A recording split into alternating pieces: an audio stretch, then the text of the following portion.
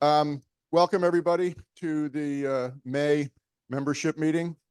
If you think back to the April one, I think we all had a pretty good time. We tried something different then. That was a show and tell. And what we actually showed and told about was each other. And we did a little bit longer intros. We're not going to do that tonight. That was a one-time thing that we'll probably come back and do again. But we will walk around the room and let everybody do the normal intro with, I just lost my audio. Okay, you do, but the Zoom didn't. Okay, so Wilson unplugged me again. Hello, 1, 2. Hello. I'm back again. Can't hear you. Okay, now I'm back again. Okay, somebody put Wilson's hands in those tie wraps. Okay, so I'm going to walk around the room and let everybody do the normal name and call sign or whatever, just the brief intros, and we'll move into the main part of the program. But before I do that, those of you that are in the room, and even if you're not in the room, you're probably seeing what's on the screen. And the screen is what I want to talk about. The screen was donated by Fred, and you will all meet Fred again. Thank you, Fred. And he donated it to the Baha'i Center here, and Dave coordinated the installation. And now Dee is probably the happiest person going because he doesn't have to bring that big, heavy, cumbersome screen anymore, which I think I heard is at Wilson's house. So the logistics were getting hard. So it's great that Fred, really appreciate it. This thing is fantastic. And we really thank you very much for that. Okay, so with that, now I will shut up and wander around the room and start over here with Dee. Here you go, sir. Thank you. This is DKU4GC, Hillsborough. Hello, I'm Lauren Peters. It's TV4ZR. Karen, KD4YJZ, Efland. Dave, W4SAR, Efland. And you'll get to see Dave in a little while when we do the field day kickoff. Chip, AF4WBK, Chapel Hill. And I'm John, KM4MDR, Eflin. I'm Brad, WZ4BSS, Hillsborough. Yay. Yay. I'm Dave, NA4VY, Cedar Grove. I'm Mike, KQ4PEC from Pittsburgh. Derek, KF5CYN, Hillsborough. Pete, and 4KW from beautiful downtown Erdel Middles. Well, I'm not too sure. I'm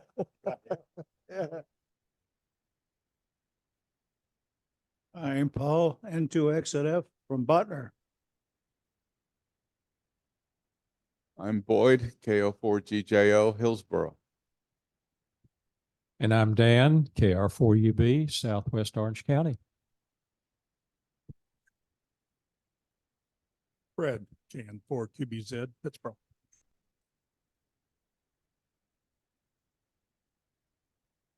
Wilson, W4BOH, Hillsborough.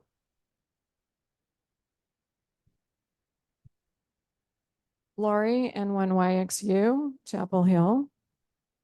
And on Zoom, we have Daryl, W4AIR, Jose, KD4JWF, Ron, KO4RON, Alice, KQ4FCA, Randy, KF40,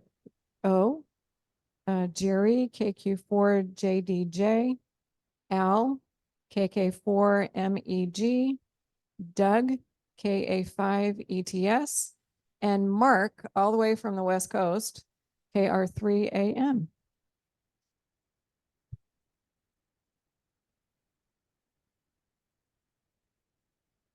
Okay.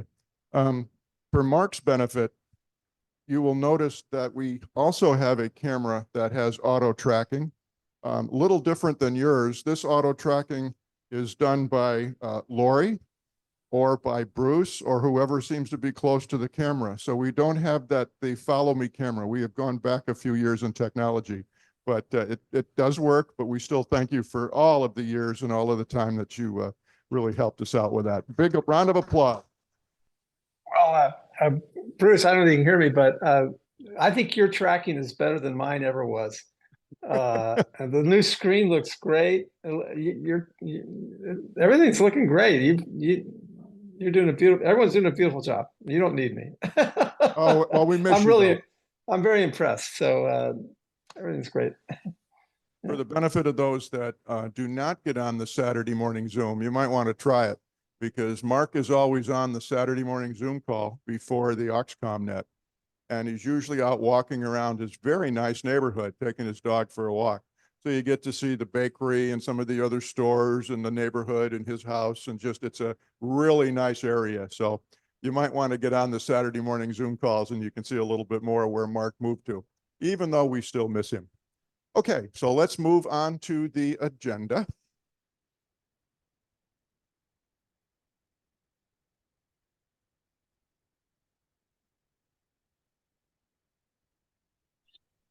Okay, so we've done the check-ins. I'm going to kind of quit with opening comments. I think I've said enough for right now. And we're going to kick this off with Dave doing the field day kickoff. This is going to be a preliminary intro. Next month, the June meeting is where we'll really get into the details. So if you have any questions, give them all to Dave tonight so he has a month to work on them, because we never know how much stuff we're going to need, how many people we're going to have, what there really is going to be to do. So better to get things in early. So if you think of something tonight, throw it to Dave. It'll be recorded. And also we could take notes, but just get the questions out there. And then Fred and I are going to do emergency communications next steps. A while ago, we asked everybody to complete a survey on the OCRA website and in the database. And Dan sent out some emails for everybody to go ahead and click on a URL, which would take them right to the appropriate place. Check the boxes where you have interest and hit submit down at the bottom. You'll see that, which is the first part of my presentation tonight. If you haven't, go for it. We can always add more people or change the selections, but we're going to get into a little bit of next steps. And then depending where we are, officers reports, open discussion, and then we'll do a checkout. So pretty much standard, except for always what the program is. With that, let me turn this over to Dave, and we will see what he's going to tell us about all the good stuff we're going to do this year. Here you go, Dave.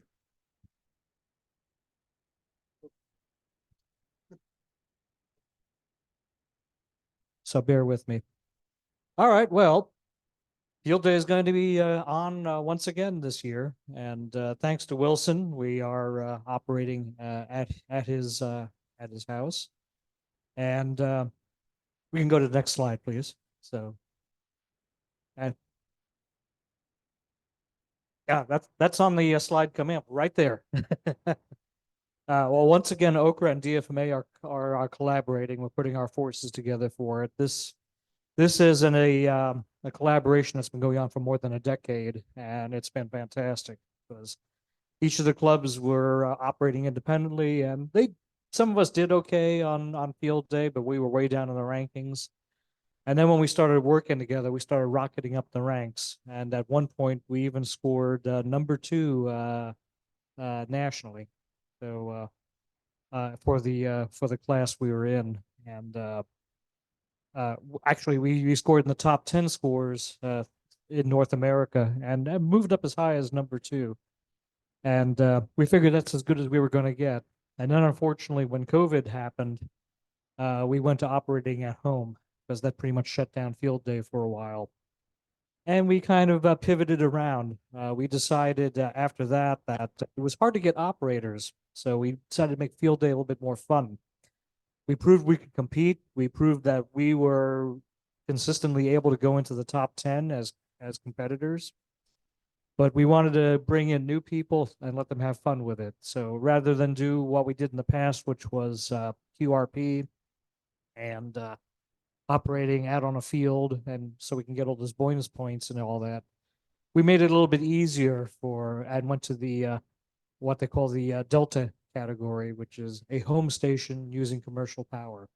So we didn't have to worry about doing all the lugging around all those extra batteries. I'll still be bringing batteries myself, but it made it so much easier to power up everything because we're going to 100 watts. We will have a better new persons in particular, new operators are going to have a better time reaching out, being heard. Whereas when we were on 5 watts QRP, especially if the conditions were bad, they'd be calling literally for hours and just work a couple of contacts, and that gets old pretty fast. So at any rate, the dates this year are as Dee will always tell you, it's not the last weekend in June. It's the 4th weekend in June, which is completely within June. So in this case, it's not the last weekend in June. It's actually the one before that. So the 22nd and 23rd from 2 p.m. On Saturday to 2 p.m. on Sunday, we will operate those 24 hours for the contest. We will start setting up on Friday, June 21st, and probably some of us, if we got a little time, might do a little prep work around Wilson's property to help get set up in advance. But basically on that Friday, once the sun's up, we're going to come down there and start getting things all set up. And the idea is on Friday to get the stations, get the equipment in place, get the stations up, maybe do a little bit of testing. More importantly, a lot of work goes into getting those antennas up, get those up and running. So that way on Saturday, we can have a leisurely breakfast, just do some last minute testing. And at 2 o'clock, we won't be tired, tuckered out from racing around and trying to set up things. And just have fun with the contest then. So Friday is the big setup day. Our plan this year is to have 5 HF stations. So it would be a Delta operation. And we will be using the N3 FJP field day logger. I have in my possession the club laptops back at my house. I'm going to make sure that this program is updated for this year and check out everything and make sure it's working fine. It's a very intuitive interface to use. N1MM is great. It's a lot of bells and whistles, fantastic for high power contesters. But if you're a new person, there's a bit of a learning curve to it. So N3FJP is pretty much intuitive to look at. And there is a YouTube video you could look at it and see how to make use of it. And if you catch me on Friday or on Saturday morning, I'd be happy to sit down with you and show you the ropes on it. It's very, very easy to work with. And if we have all the logging laptops there using the same program, it makes it so much easier for me to just pull all the logs together and submit it to the ARL as one master file at the end. All right, next slide, please. And this is the band's modes and locations we will be working at. In the garage, single sideband will be in the garage, 40 meters in the trailer, 20 in the garage also, and 40 and 15 will be in the trailer. 10 meters will be up in the barn, so that's going to be made available once again. CW is all going to be in one place, the MCU, and that, Wilson, this might be the last year we have the MCU in place, more than likely. Oh, I'm sorry.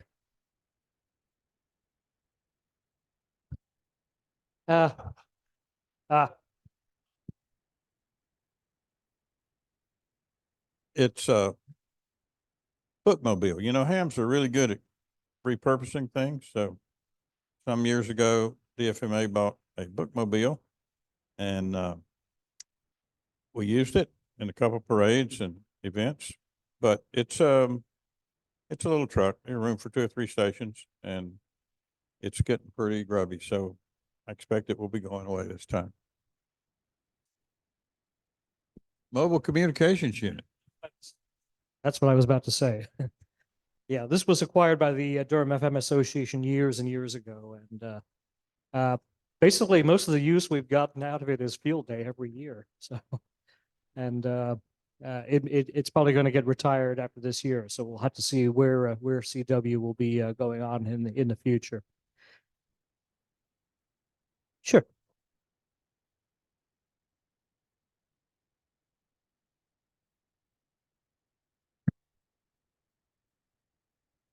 So that it depends. Okay.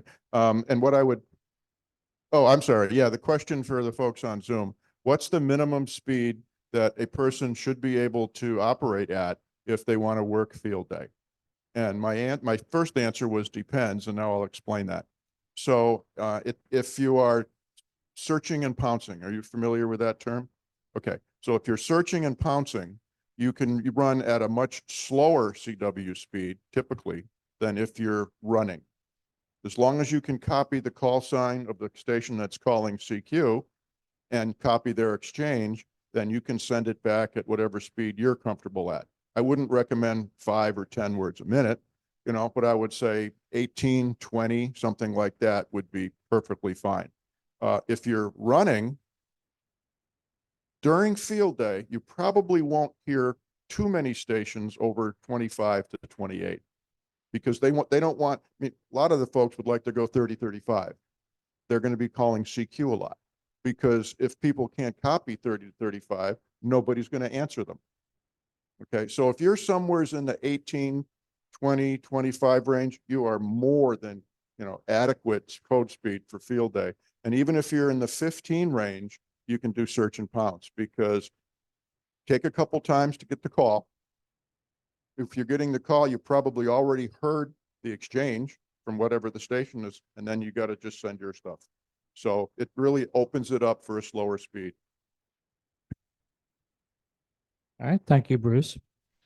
And then lastly, we have the digital all bands that will be in the garage as well. And you'll notice some of them are asterisked as accessibility stations. Well, a few years ago, when we had it all set up, the stations I found were all either upstairs or they were in trailers ready to get up steps. And we had some folks who could not negotiate those steps. They could not work those stations.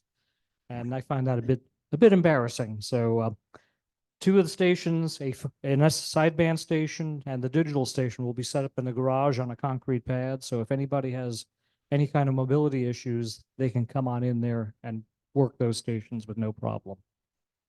And 10 meters, as it says in the barn, I know for sure they're doing phone. You guys thinking possibly digital, or if not? Okay, because if you can't do it, then I can do it. I have enough bands to work with in the garage, but yeah, I might try to help you with that. And then if you want to do 10, that'd be great. 6 meters, I put up a big question mark. It's whoever wants to work it. I'm sorry, go ahead, Paul.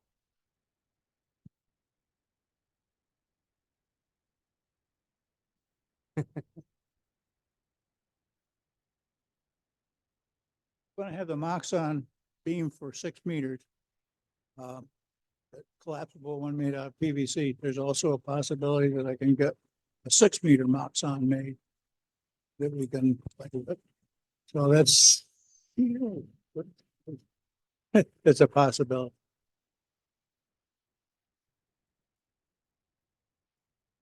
Yeah, but we'll work out all these details as we get further along.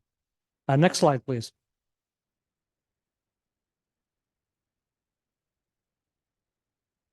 Okay.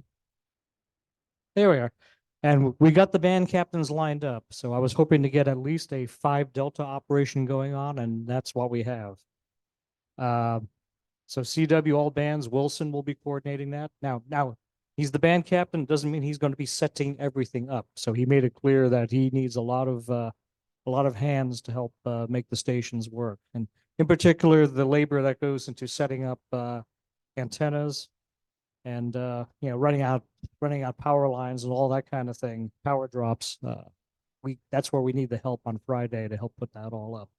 And importantly, all these band captains need operators. So I Yeah, I'll be drinking lots of espresso and staying up late at night on Saturday to try to work as best I can, but it's great to have some relief. And we want people to come in and try something. If you've never done digital before, most of my field day contacts are FT4, FT8, but I jump onto PSK 31 once in a while. So if you want to learn how to use all those modes, here's an opportunity to play with that.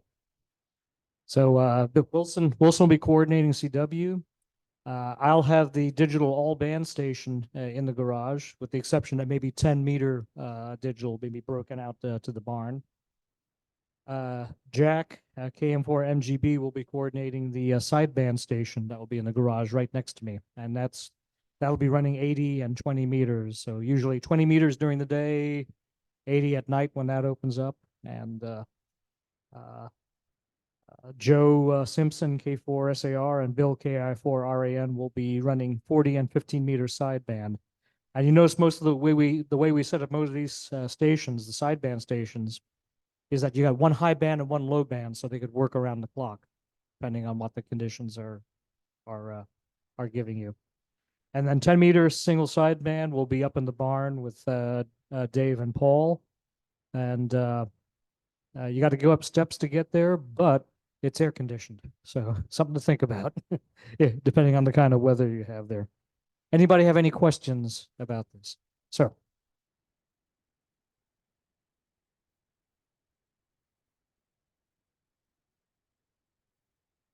Yeah.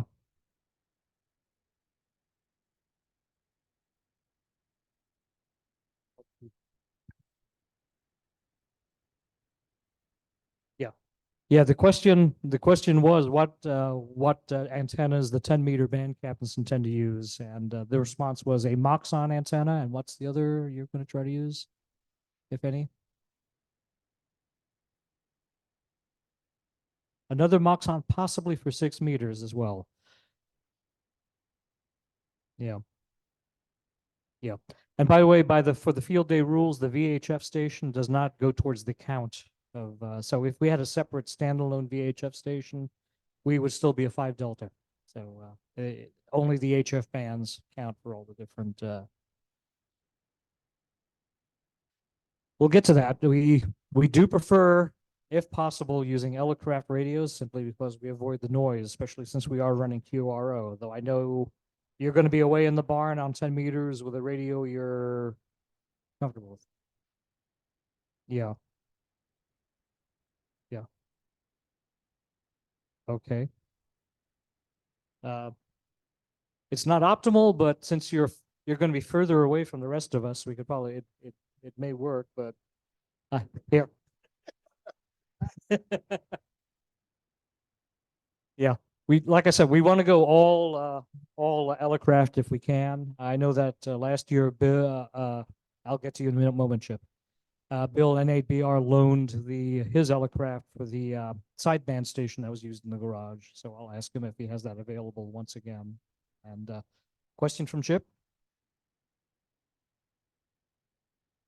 Right. Okay.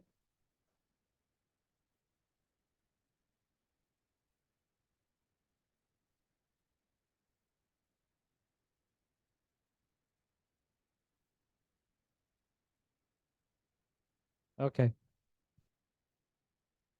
All right. That we'll keep that in mind. So it's always good to have some standby equipment just in case, a radio goes down for some reason. I had that happen in the past with my Kenwood TS440S. We had a lightning strike in the camp. Didn't hit any towers or anything, hit in the trees nearby, and the power surge was enough to blow a fusible link in my radio and put it off the air at that time. So yes, we do take grounding very seriously at the field day site. So don't worry about that. We'll be covering that later on. You'll see correspondence on the reflector in the coming weeks. So I'm going to get the captains will start trying to line up operators. As I said, that's the really important thing. We're going to be running for 24 hours, so we're going to need some relief. And if you're a night owl or no operators who are night owls, that's fantastic. Get them in there, because when it gets that late at night, I'm starting to fade out. So I've made it as far as 2 o'clock in the morning, and then usually I'm down. Yes, Karen has a question. We'll get to that. We'll get to the logistics in just a bit. I was going to cover the stations first, and then the all important stuff, which was food. Next slide, please. That's you guys. All right, that's all I had. I'm going to do a more extensive and detailed slideshow next time around. But to answer the question, yes, we will be working logistics out for food. Usually that Friday, we have the potluck dinner, which is actually probably the biggest social event that the two clubs do together at one time. So that will be coordinated. John Boone has volunteered to help coordinate that potluck on that Friday. Saturday morning, I usually just make a biscuit run to Hardee's and see whoever else wants, or Bojangles, and we don't plan too much on Saturday morning because we have a lot of people who are late arrivals as well that morning.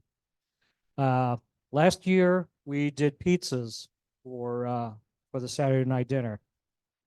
In the past, we used to run a grill and all that, but the resources have been a little bit spread thin on that over the past couple of years. So pizzas worked out great last year. I'll know not to get too many of plain pies because those were the ones that got left over.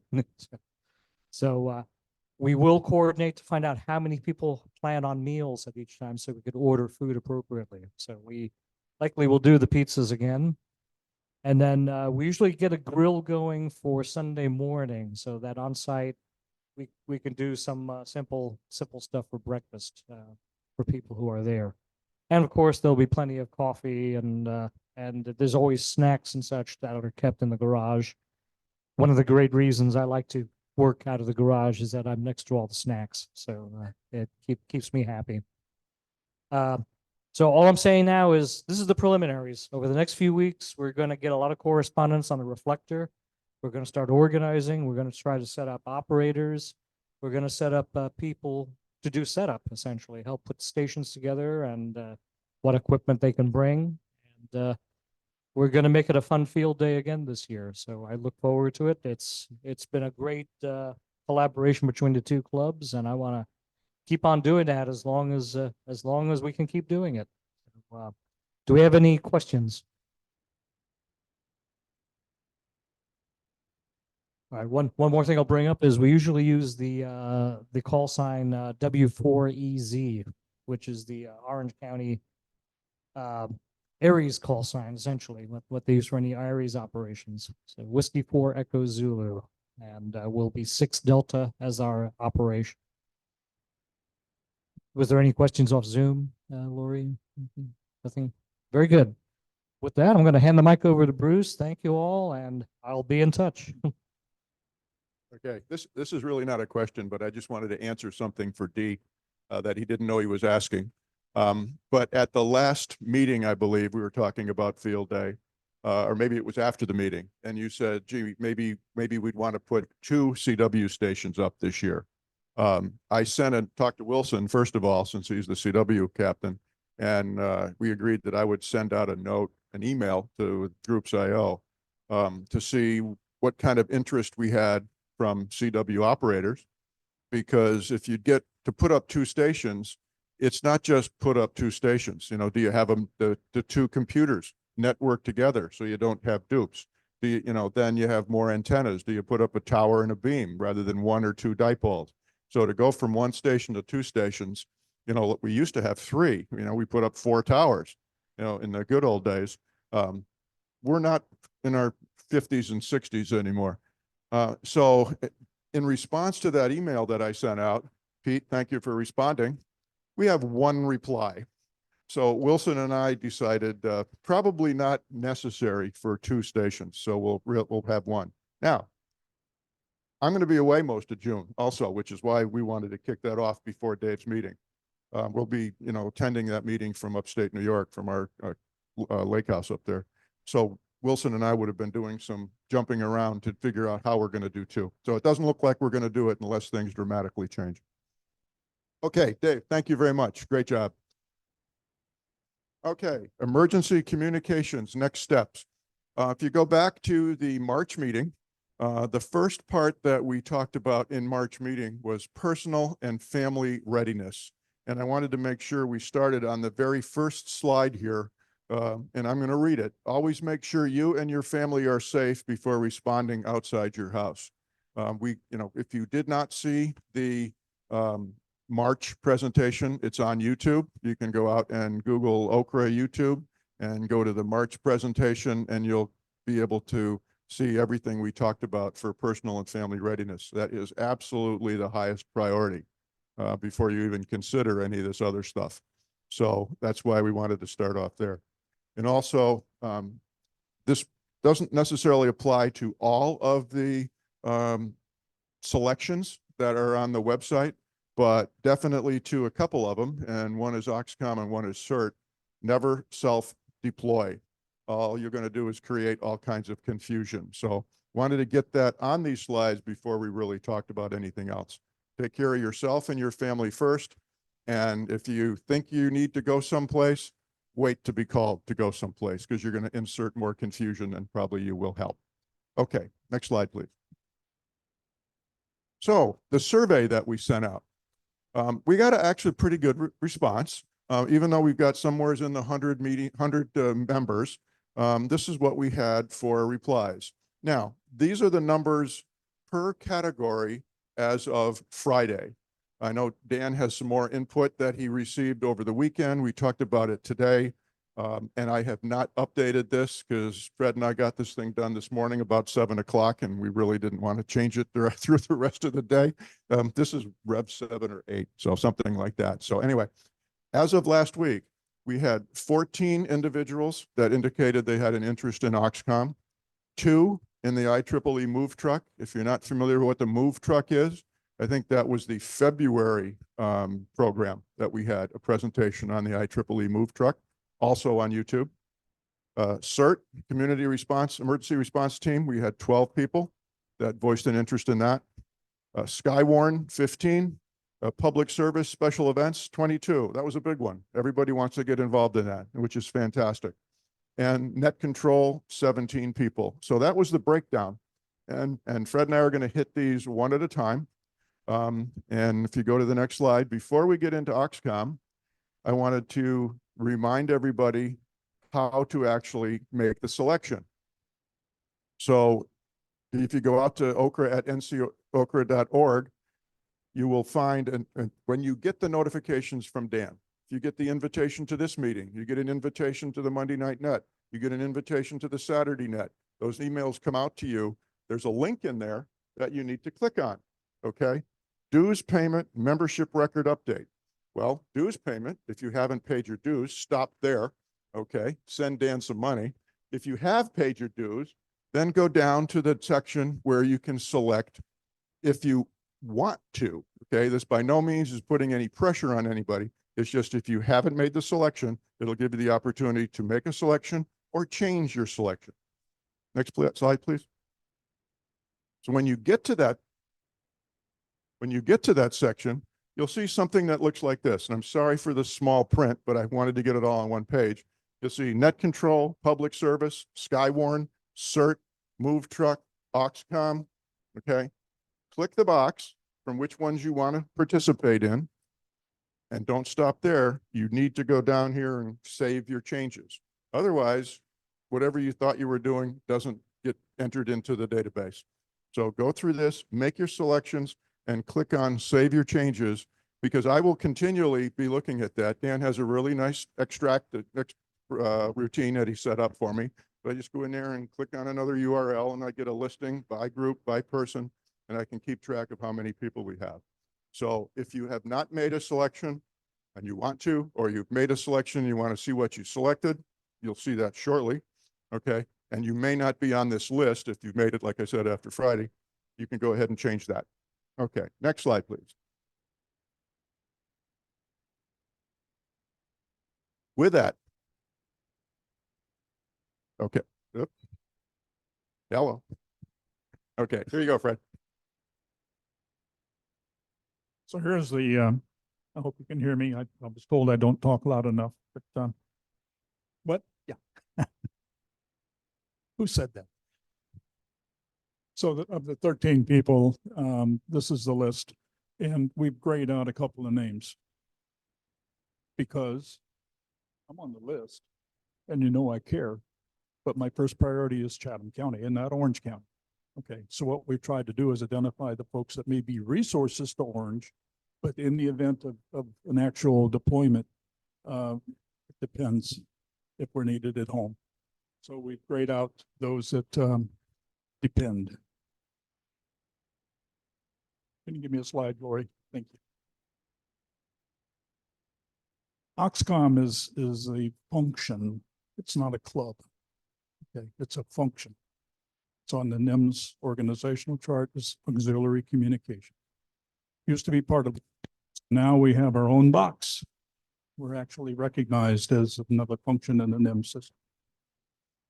It's potentially one of the most rewarding functions you can do. It's not glamorous, but it's also one of the most demanding functions that you can get involved in. Steps to readiness, suggested steps, and you'll see these numbers over and over and over. ICS, we're missing an S. ICS 100. Yeah, how many times we have to look at this and miss them all, right? Hey, go blind to proofreading. So anyway, ICS 100, 200, 700, and 800 are common across Oxcom insert. And so you want to get those classes. The good news is they're available online. Just sign in and take them at your own pace, and you're done. There will be an affiliation with an emergency operations center, participating in drills, whether it be with the EOC or with the individual organizations. Learn how to operate the EOC radios, how to do the forms. There are basically 3 forms you need. The 3 forms are your timesheet, ICS 214, a message sheet, ICS 213, and a log sheet of 309, CS 309. So that's it. And then ultimately, perhaps a position task book, and I can come more on that later. Eventually, you'll be registered in TERMS, which is a state database where all of this stuff is tracked. And then if you wish to deploy, that will come from the TERMS. There, and I hope you didn't write this down because it'll be in the notes when it comes out by Lori with the link where you can learn more. Please. Bruce sent a letter to the Orange County EOC saying, okay, so what can we do? How do we get together? And we're still working on that response.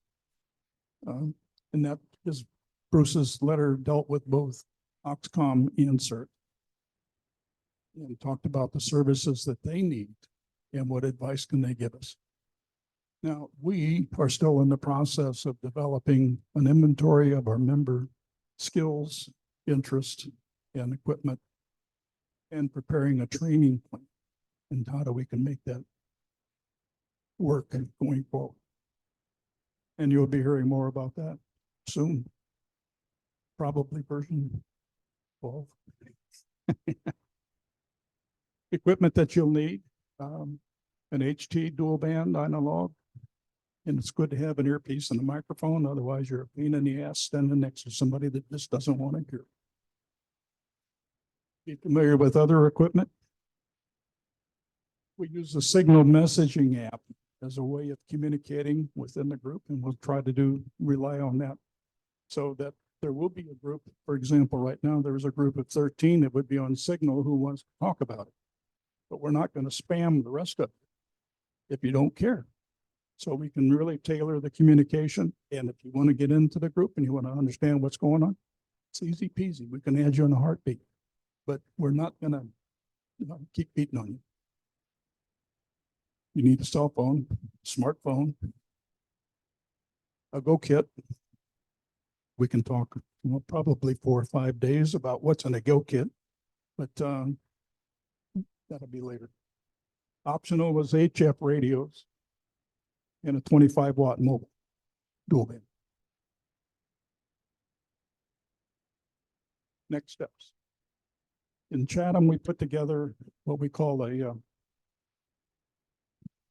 competencies, can't say that, competencies checklist about what we hope to instill in all the Oxcom. And it basically gets into onboarding, for example, setting up signal, basic technical skills, administration, how to with forms, radio operations, and some advanced operations from there. So those are the basic segments of our categories in the plan. For example, in the basic technical, a skill list, coax termination. And Paul showed us a neat little tool tonight on how to terminate. But it's a knowledge of the appropriate coax cable and connectors for hardware at the operating frequencies, the power level, the length of the cable run, and exposure, whether it's inside, outside, or buried. The ability to produce a custom length coax cable with the appropriate terminations. The ability to repair an existing coax. Steve Newton, our emergency manager, says what he wants to see is, can you terminate a coax in the dark and in the rain? Because that's when it's going to be needed. Okay. And so it's a matter of skill, of getting that basic skill together, practice, practice, practice. And I'm expecting that everybody that's sitting here at least knows how to terminate a coax. But in the rain, that's another question. Yeah. In the dark, yeah. Yeah. No, but that's, again, that's about practice and about I think we talked before that Bruce and Dan came down to Chatham and led a course. It was a 3-hour morning in how to terminate coax, and it was really well received. The only problem is we haven't practiced it. We haven't been back and repeat. Yeah. So that's an example of the skills.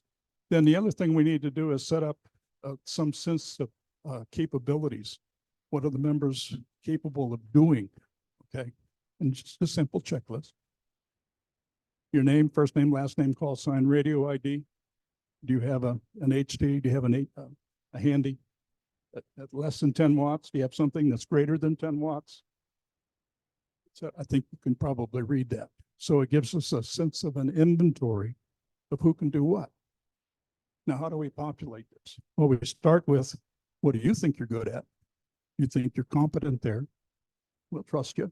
We'll probably test you in the dark and the rain. But the point is, it gives us a sense that when there's a need, who can we call? Who has the skill sets that are needed for the incident at hand? And so this is a very simple way of accumulating those capabilities. CERT. And again, this is the same, what's the word? Same approach that we used on the Oxcom. We had a number of people that are interested, and 2 of us are CERT members in other organizations. And so we grade this out. Doesn't mean we won't be there if you need us. And we're certainly there as resources. Right, Jose? Oh, Jose is finally on mute. Okay. Always available. I love it. Okay, Lloyd. So with that, I'm gonna turn it back to Bruce to talk about the next steps here. Thanks, Fred. Could you go back one slide? Let me apologize to those of you that maybe aren't grayed out. I don't know everybody in Chatham, so it's very possible that some of the folks here, you know, I know you as an OCRA member, which a lot of the folks in Chatham are, but I don't know that you live in Chatham. So this may not be correct. So when Fred said, you know, we're going to start building our capabilities and competencies information, we also have to understand who's where. So as we start going through this exercise, you know, then we'll be able to get that firmed up. One more comment is, a lot of this is going to be self-directed. One of the things that we don't really want to do is do nothing for someone just because that's really eager and wants to get all 4 of the ICS courses done and is ready to go, get the affiliation, because, 2 or 3 people are moving a little bit slower. So this is kind of an individual motivation kind of thing. You can do it at your own pace, but we will be collecting the information as Fred showed on those earlier slides. And we also are thinking about maybe doing some Saturday training. Okay, some of those would make for a really good Saturday activity, like we did when we built the Handy Finder, when Aurora organized the Handy Finders here. We had a ball doing that. When Dan and I went down to Chatham to do the coax termination, we did it on a Saturday morning. We all got around a table and we had a camera and an overhead, and we could show what we were doing so everybody could see it. And we went around and helped everybody. And a lot of the folks down there are brand new hams, and they've never done that. Not that they are incapable of doing it, they just had never had that opportunity. So we'll take a look at some of the stuff on the list and maybe, try to organize some kind of Saturday training. With that, Fred and I are not necessarily going to be the only trainers, or Dan or Wilson, but we would like to get more involvement from the folks that are in the OCSCOM list or the CERT list or whatever list it is as we're going through this, that will come forward and say, these are the 5 things I saw that you guys want to get to do. Well, I'll volunteer to do number 1 and 3. We really need to get some involvement, because, the OCSCOM thing, again, it's probably the most rewarding, but it's also the most demanding. If you can't volunteer to come in on a Saturday and take an hour and a half or 2 hours to help teach how to do something, I don't think you're going to deploy to some place for some period of time for OCSCOM or spend the weekend on the radio doing net control. You got to get involved. Okay. So that's the gray. We'll make sure that's all right. Next slide. Okay. For CERT, there's a couple things that are required. The CERT basic training class, 3-day classroom. I took that course. Lori took that course. Who else went? Yeah, Bob was in the class with us. Anybody else I don't think anybody else in the room right now was in the class with us, but we all took it last year. And it was a series of Wednesday nights or something like that for a couple of hours and maybe 6 weeks. Yeah. But it was put on by Orange County. I don't know when the next one is. Okay. And that's part of what I want to talk to Ian about, because Ian was one of the instructors that did that. You probably have seen, if you're on Groups.io, Bob is sending out a lot of the notes that he gets from the CERT team. You probably have seen CERT activities coming around, but none of the training has been local. It's been somewhere else. So, if we have the number of people on this CERT list that are actively interested in becoming part of the CERT crew, well, I'm not guaranteeing it, but maybe Orange County would be able to put together another training class locally. We'll have to work that all out. So right now there's no promises. This is just kind of a direction thing. Okay. And also the IS 317 is an online introduction. Again, no, there's an S here. Okay. ICS 1, 2, 7, and 8, not required, but preferred in this case. And then all of this stuff gets you ready to do the registration. And Lori, if you go to the next page, this is where the rubber kind of meets the road. If you want to get involved in CERT and you've gone through the training, this is what Orange County is looking for you to do. Okay. Volunteered background screening. They want to make sure that they know who you are and you're not some evil criminal or, something. So you click on that URL, it takes you to a website. There's a QR code thing displayed there. Take a picture of it with your phone. It takes you to another, or if you want to do it on your phone, or you can keep going with your computer, and it'll start taking you through a dialogue of everything that you need to do just to get the information to them to do the background check. And then you just continue to follow the steps as you walk through that process. Again, we're not all going to get in a room and everybody with their laptops and start out at step 1. This is in the slides here. You may have received the same note from Ian. Okay, probably did if you were part of the CERT group. And I don't think you sent this one out. Not sure. I don't think so. I think I got it directly from Ian.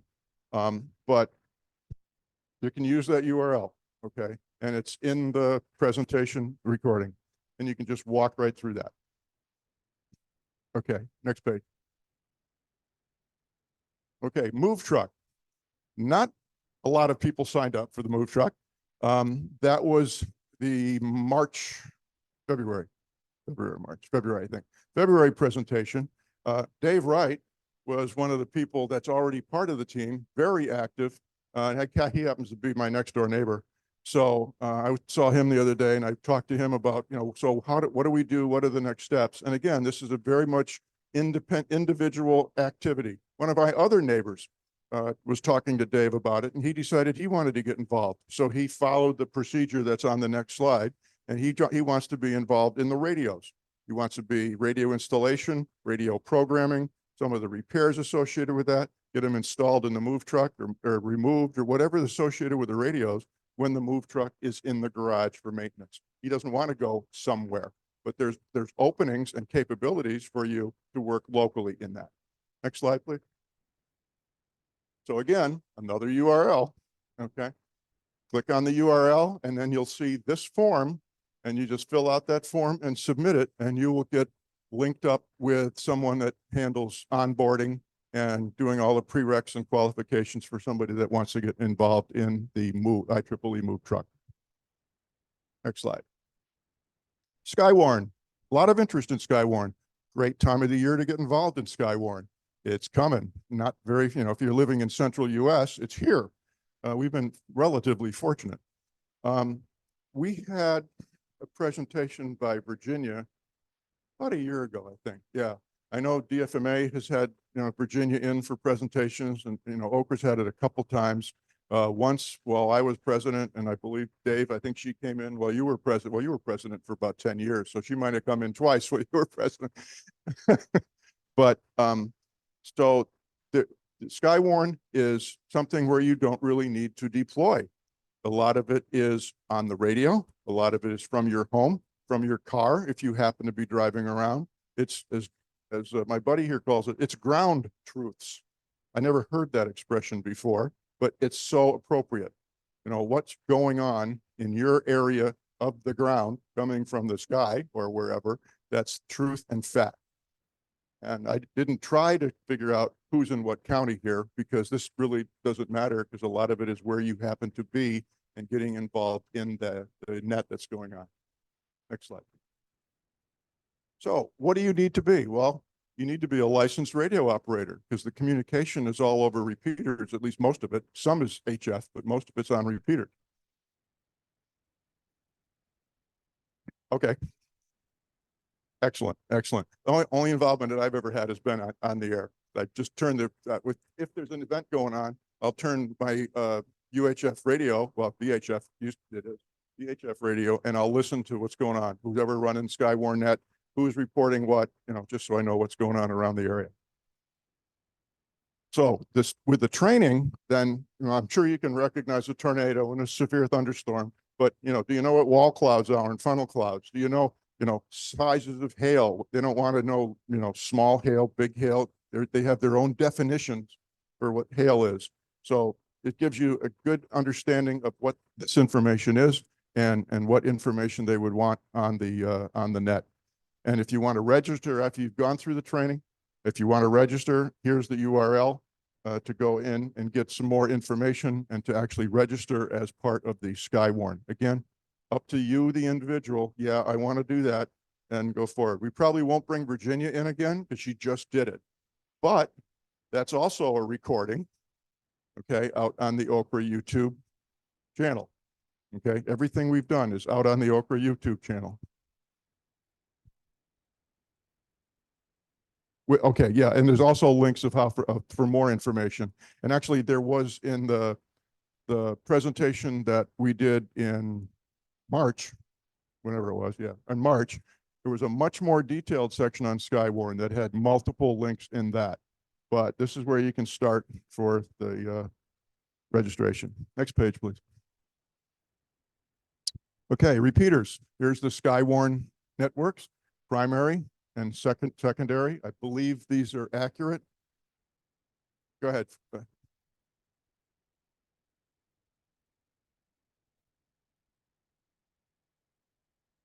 All right, I will check it. I got these off the internet and maybe it's wrong. Okay, they used to use 188 also, and that's been down for a while. These need to be validated. And then if you happen to be on HF, these are right, primary and alternate for the Tar Heel network, which also has nets as well as information associated with weather. I can't hear you. Say that again. No, that is not OCRA. 442150 is OCRA. So we never have used the OCRA repeater for Skywarn. It used to be the repeater east of Raleigh. What was it, 146, 188? That's down though. That repeater's been down for years, so they used a backup. I thought this was it, and I could be wrong, but Bob's checking it right now. So we'll move on when you get, we'll write it on, no, we can't. Fred only had one screen. We don't want to, this is not a whiteboard, that Wilson's joke earlier. Okay, next slide, please. Okay, public service, very popular. I think everybody that checked any box checked public service. Why? Well, there's not a lot of preparation you need to do. The organization is very happy to get some people to help, but there's a few prerequisites and capabilities that you would need. Okay, but these are all the people that said they want to be involved in public service. Next slide, please.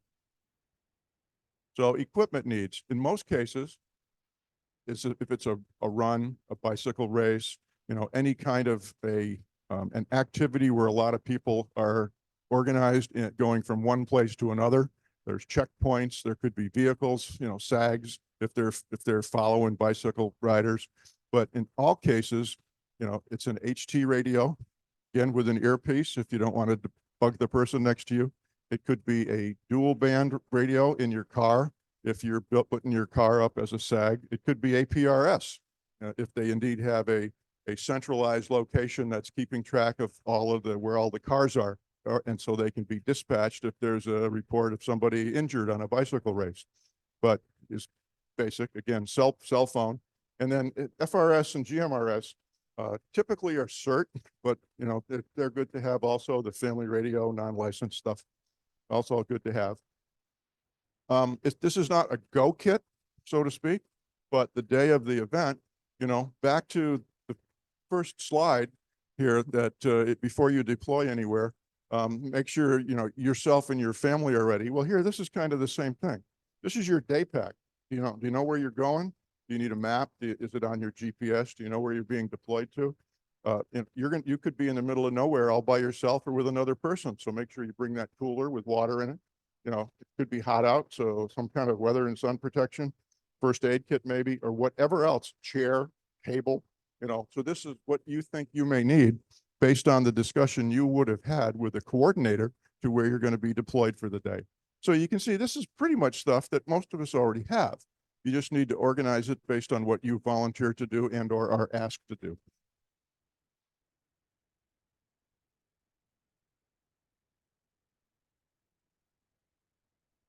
Yeah, for those of you that couldn't hear Karen, a very wise suggestion. Bring your HT, make sure it has batteries, make sure the batteries are charged, and bring spare batteries, because if it's a busy day, they're going to be dead. If you're on the radio a lot, they're going to be dead. If you're out in the middle of nowhere, you don't have your car with you potentially to charge them up. So bring more batteries, indeed. Okay, familiarity with the communications equipment used. Well, I understand how to use every radio I have, okay, with one exception. I couldn't reprogram those things on the fly if I had to. Okay, it would take, the manual for the smallest radio is thicker than the manual for my largest, most expensive radio. One is an HT, one is an Elecraft K4. So the manual for the HT is much more complex than the K4 is. So familiarity with the equipment used, and find out in advance. You'll find that out when you talk to the person that's doing the coordination, the authority having jurisdiction, or the person that's actually coordinating the public service event. This is the repeater we're going to use. This is where OCRA sometimes is used. They notify Dan, hey Dan, we got a bike race. Can we use the OCRA repeater on Saturday, probably from like 8 o'clock until 2 o'clock? So we're aware of it. Announcement goes out. So they would use the OCRA repeater. So you probably have OCRA in your radios, but who knows what else? Because there's now a new repeater that just went up a couple weeks ago. Okay, so familiar radio, message practices, short and to the point. Okay, if you have to relay something, this is where we also might do some training on passing traffic. Okay, because that would work with all of these. Maybe to learn how to use the forms, pass some sample traffic, but clear, concise, and efficient, plain English, right? Good, buddy. What's your 20? No, wrong. Okay, so plain English, and eventually we'll go to something called pro words, which would help us here if we're talking to other hams, and it'll also help us with CERT and with OXCOM, because there's standard words that will be used. Okay, pro words. Map reading, always helpful. Example, tomorrow I'm going down to Chatham to meet with Fred and a few of the guys, and I'm going down as not a spy so much maybe, but I'm going down as Dave. I'm going to wear my Dave mask tomorrow because the Chatham guys are going to set up for their own field day. Okay, there's a few guys, and Steve, the director of the EOC down there, is very interested in providing whatever they would need and doing it in that area. So I'm going to go down there as an advisor. So I went out to my truck this morning and I plugged in the new address of the EOC, 112 Innovation Way or Innovation Avenue. My GPS said, does not compute. So it's a brand new street. The EOC is the only building on that street. So I went back in and got MapQuest and I said, oh, wait a minute. I got out my iPhone and checked Waze. Oh, there it is. Okay. So now I can get there with the iPhone, but I can't get there with the GPS. Even though I just updated the software last year, it's not there. New place. So, but map reading could be plan B, which I was ready for with MapQuest. And then a briefing. Again, back to the first part, don't deploy unless you're asked to. Don't go be the checkpoint on some map someplace just because you know that's the path where the road race, the foot race or the bicycles are going to go. You sign up, make sure they know who you are, and they'll tell you what to do. And here's something, everything else has been pretty independent, okay? But we really don't have a good line of sight into this organization. There was a lot of people on that list, and we'd really like to have somebody be an OCRA volunteer to act as the contact point for the upcoming notification. Now, that doesn't necessarily mean to coordinate. Well, let's see, we've got Dan and we've got Boyd and we've got Pete, and we've got Dave and we've got Dee. Okay, I'll coordinate them with the person here and we'll figure out where they're going to work. Now, find out what's going on, send out the notifications of what's coming up and what kind of skills do they need. And if the people within OCRA have a question, well, who do I contact? How do I do that? Just kind of be the liaison. You don't need to be the cat herder. Just a liaison really is what we're looking for. So it would be really great if we could get one of the people whose name is on that list, or a name that should be on that list that I haven't put there yet, to be the liaison between the organization. Okay, and you can find out how to get there on this URL between that organization and OCRA. Yes.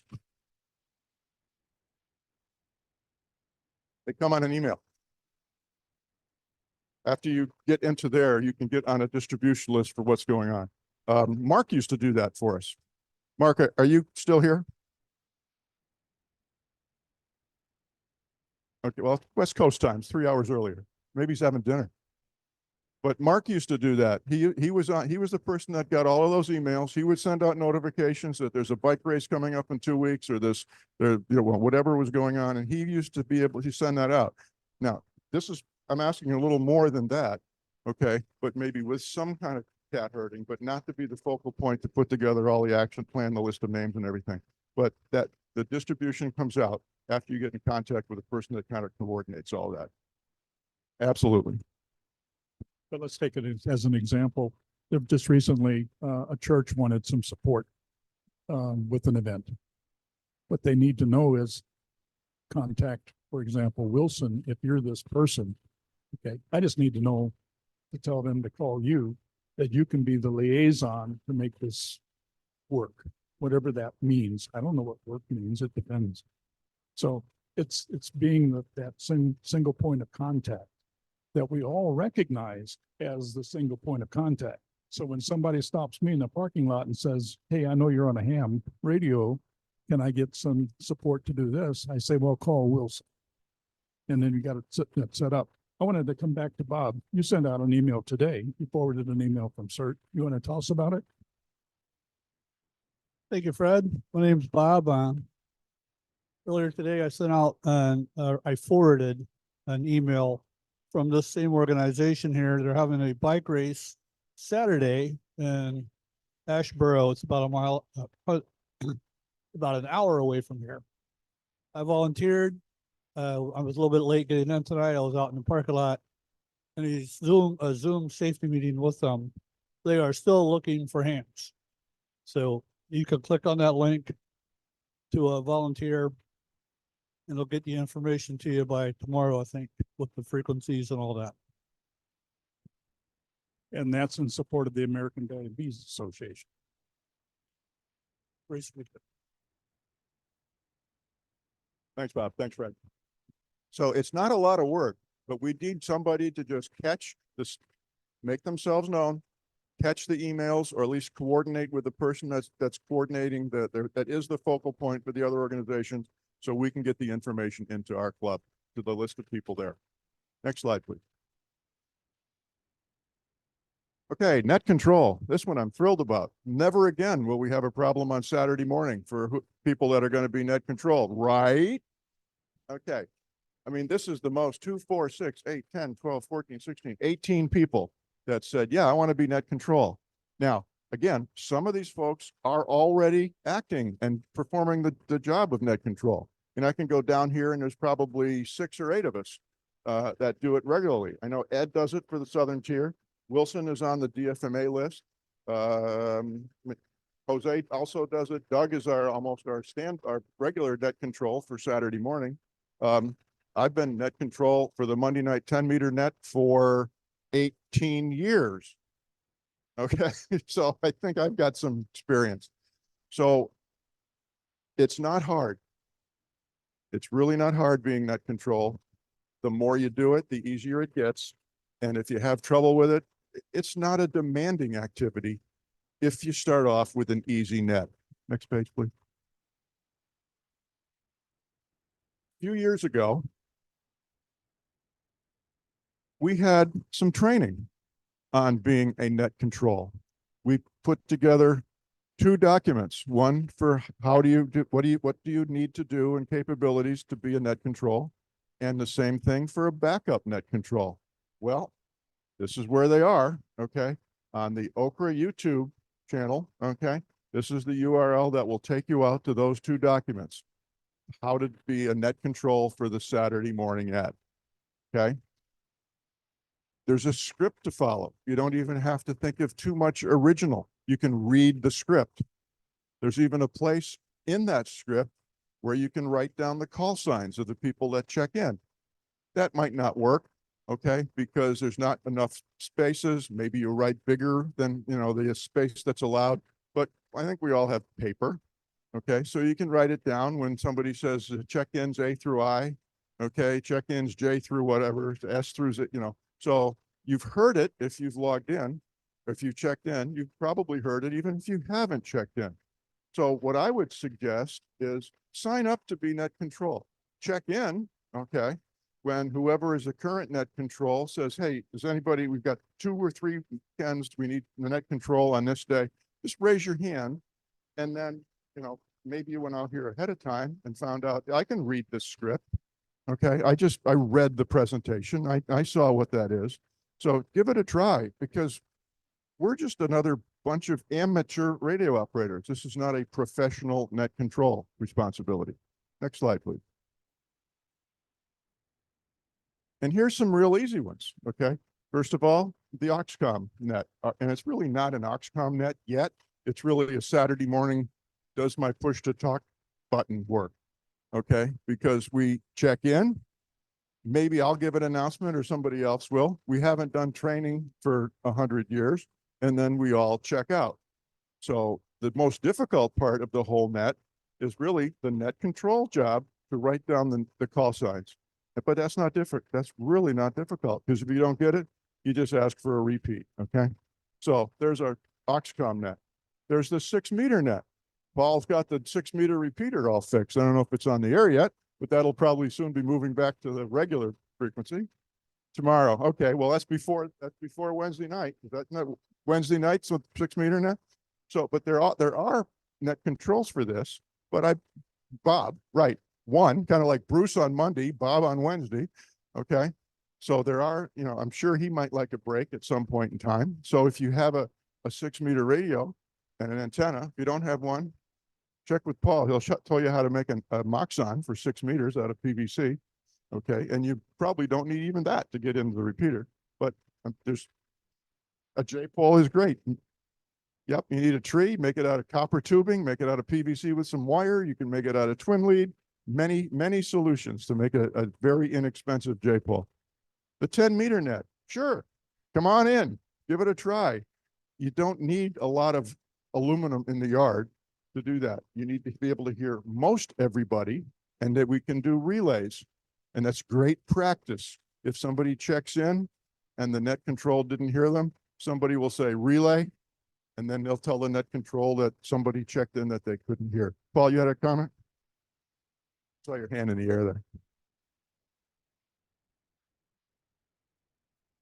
Okay.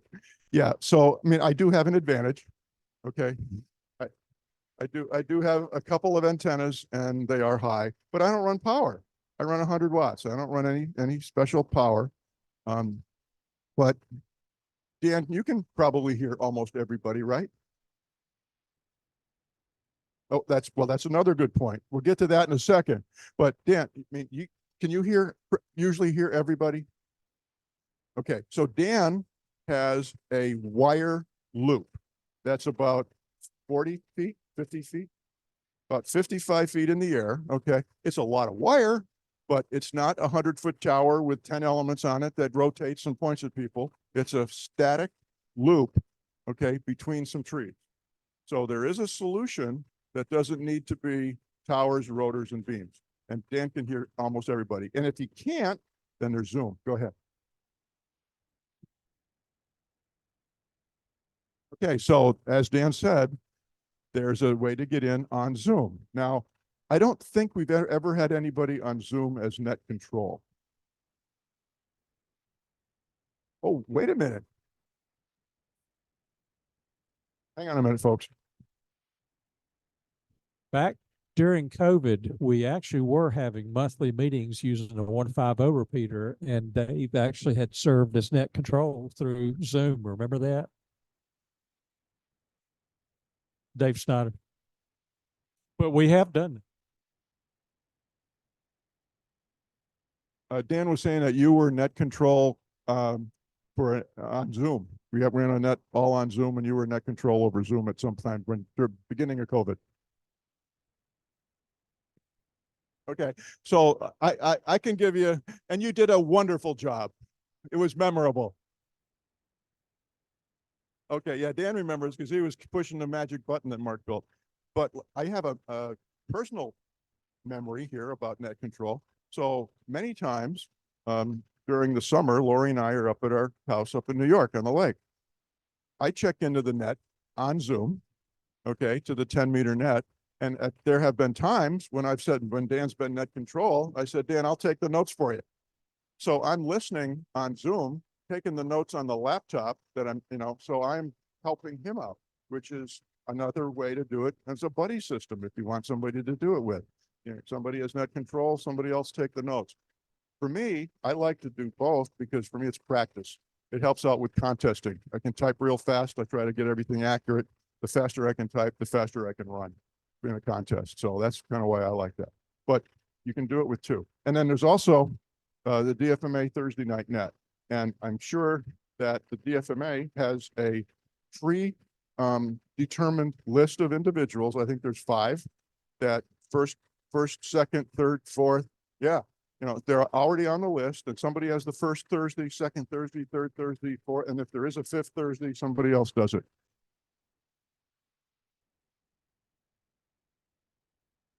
Okay, so what Bob said is they're always open. If you want to try net control, they're very willing to say, yeah, take my night, give it a shot.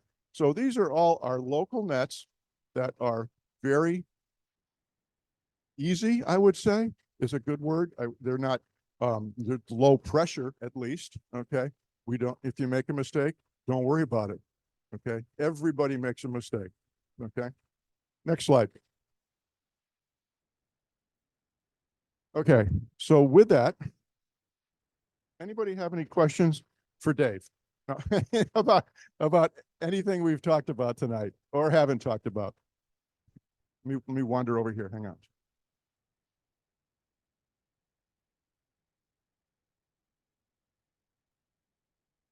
My question is for the ICS courses, is there a certain renewal date, like every so many years? You have to renew your ICS, or is it just upon updates? Let Fred answer that one. I know I took all the ICS courses years ago, and the ones I took are no longer valid because they've been replaced, but I don't know how often that happened.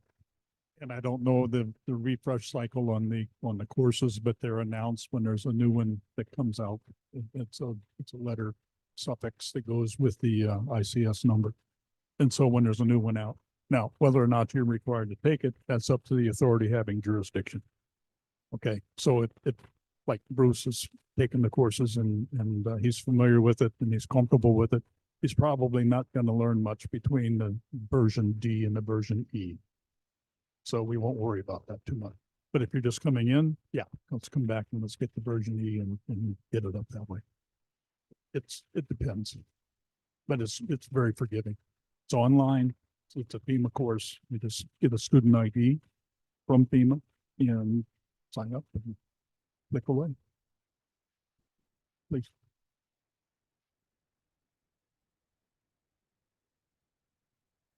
The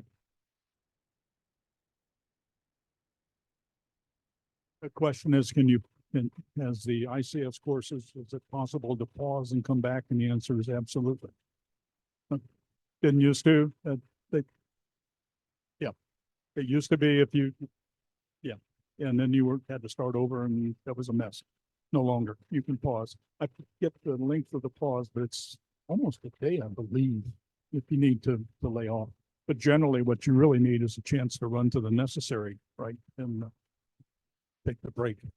Yeah, walk the dog or whatever. Yeah. Thanks, Fred. Great question. Any other question? Yeah, is there anybody online that has a question? I can't see the hands. If there is, raise your hand or send unmute and just go ahead and ask it. No? Okay. All right. So thank you very much. Next slide. So that, whoop, backwards one. All right, backwards one. Okay, there we are. What time is it?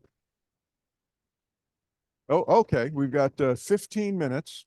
I don't know if we need to do officers' reports or open discussion. I'd like to hear from the people. Anybody have questions about anything, any programs that they have an interest in seeing that we haven't done? Any programs that they might like to present? John is always looking for volunteers and new topics for an upcoming meeting for programs. Next month will be Dave. I believe we've got July covered, but we got August, September, October, and November. December's covered. That's our Christmas party. But we've got 4 more months this year. If there's something that you would like to hear about or that you would like to tell us about, please come forward and let us know. Any other questions? Pete, hang on.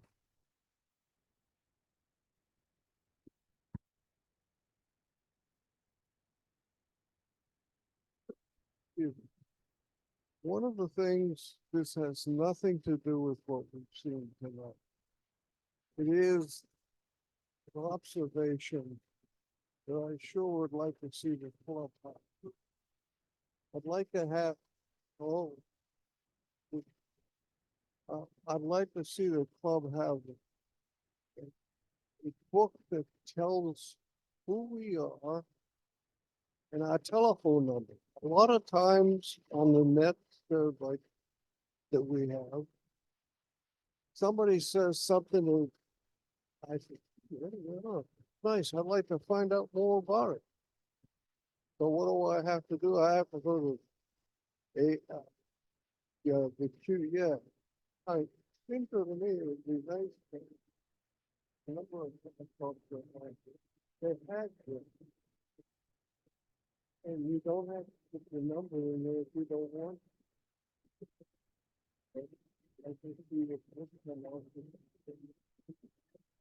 Okay, if you didn't hear it, Pete's kind of suggesting we have some type of a club directory with names and contact capabilities. And what are you pointing at? Oh, I'm gonna go stand in front of the camera because you can hear me better. Wherever I'm supposed to be. DFMA has something that they put in. Yeah, it's a directory, but what does the DFMA publish? Is it name, call sign, phone number, and email?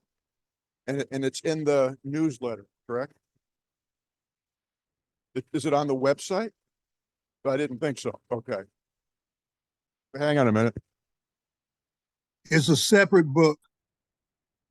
Yeah, so our membership form says this information will not be shared with anyone other than another club member. So that's our privacy policy.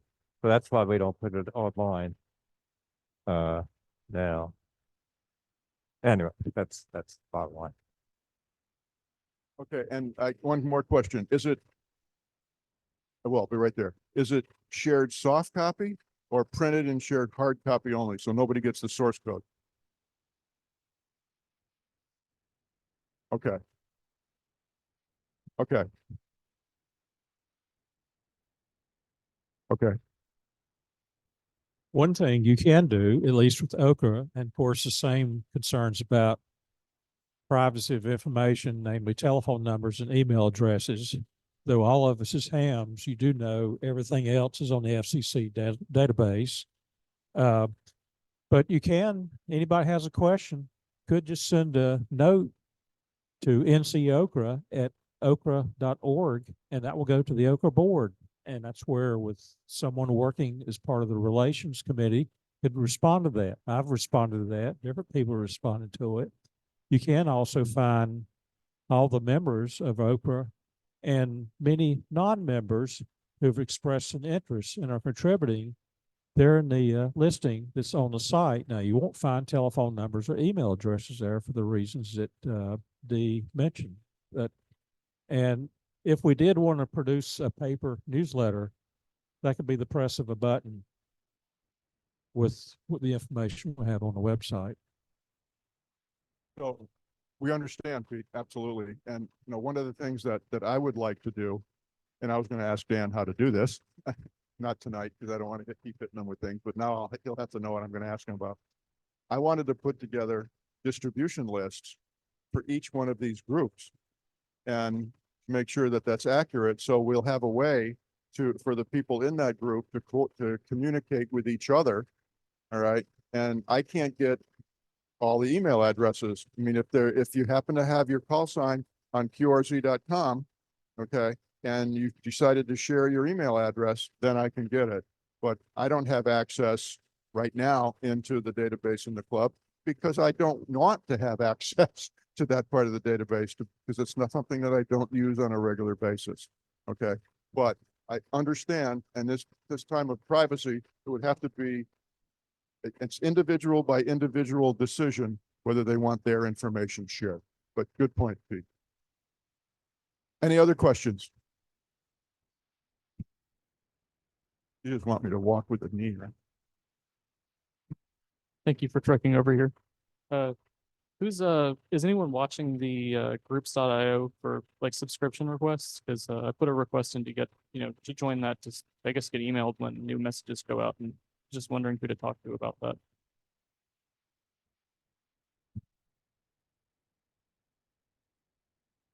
Yeah. Okay, I thought. That would be me. So let me get your information again, and I could send you an invitation directly to your email. Yeah, just see me after the meeting. I'll take your information and we'll get it worked out. To that point, though, I mean, if you go to the ncokra.org main page, over on the right-hand side, I mean, there's a place to click there. Shouldn't that directly go to you for others? Is that what you did? What it directs you to is the address for joining the IO, and it's subscribe at whatever our group name is, groups.io. And I don't know exactly where that email goes. Okay, I think Dave said it goes to him, right? Subscribe to Groups.io. Let's wait. Why don't we make let's try that. I'll join up with some bogus name and call sign and send it to you and see if it works.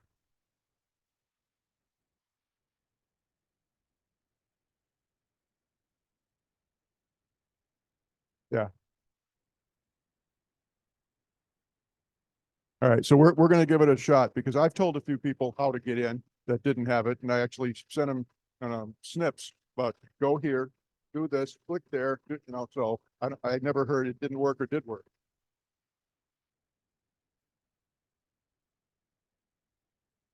I'd like to say one thing, and it's all about outreach. We have different means of communicating, and this is something that Fred pointed out to me, that there's been a lot of new people coming in to the Chatham group, and they have many different interests, and where do I go for whatever interests they have?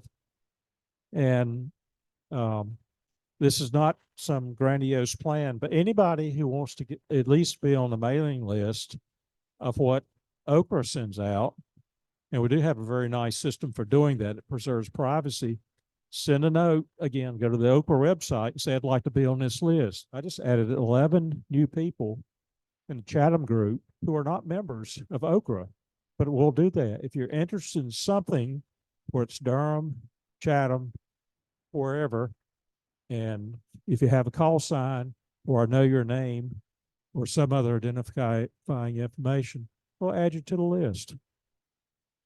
Because what we're seeing is not everybody is on OCRA DFMA Groups.io. Not everybody is on the Chatham Oxcom Groups.io list, or not everybody is on necessarily the OCRA list, except unless I see them there. So be glad to add anybody.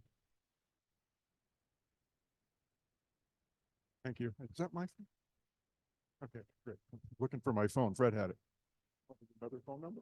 Fred has about 12 phone numbers. If you talk about somebody that's hard to get a hold of. Okay.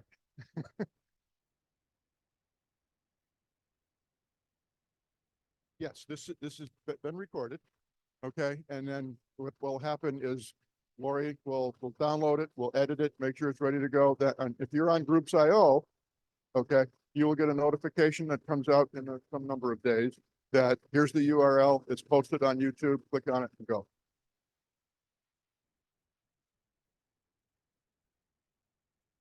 Okay, great. Super. And since you're a CW operator, I expect to see you at field. Okay, anything else? Bob. Just the last clarification on the Skywarn repeater. It is the 145 2-ton with an 82.5 tone. That's in Raleigh. It's on like a 1,200-foot tower, and I can hit it no problem. Excellent. Thank you. Repeat. 145.210.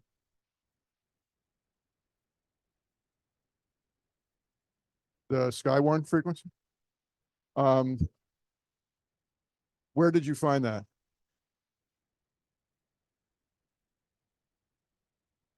But you looked it up on the internet under Skywarn and it's on that. Okay. Yep. Okay. Anything else? Okay, next slide. Oh, Aurora has a question. Okay. Hey, sorry, if I sound scratchy, I am getting something. I just wanted to let people know that the ham pie meetup for this month has been canceled, and the Land of Magic tour has been rescheduled for August. And our July ham pie meeting, instead of being all virtual, will be in person. Chuck has going to give a presentation on using pies to reprogram microprocessors and chips. And he's reserved a space for that. So if you want to attend virtually, we will still have a Zoom option, but you can also come in person to that. And I just wanted to let people know those changes to the schedule. And let me, Aurora, let me make one, and this is Aurora Dan question for both of you.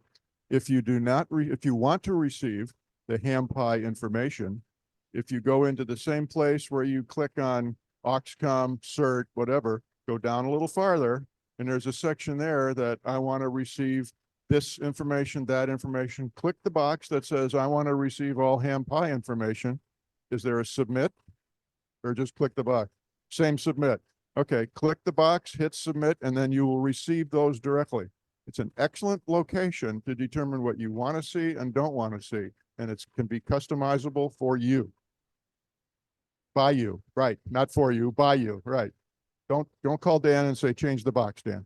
Just go into the site, click the box and hit submit. Thanks, Aurora. Any other questions? All right, next month.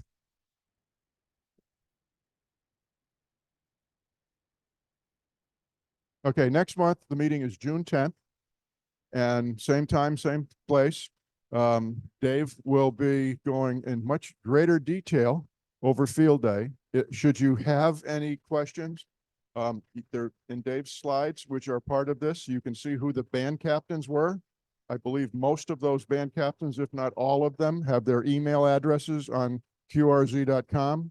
If you don't have them, get a hold of Dave, get a hold of me, okay? And we will be more than happy to get the email addresses to you so you can ask and or get involved with whatever mode, band, whatever you would like to be involved in.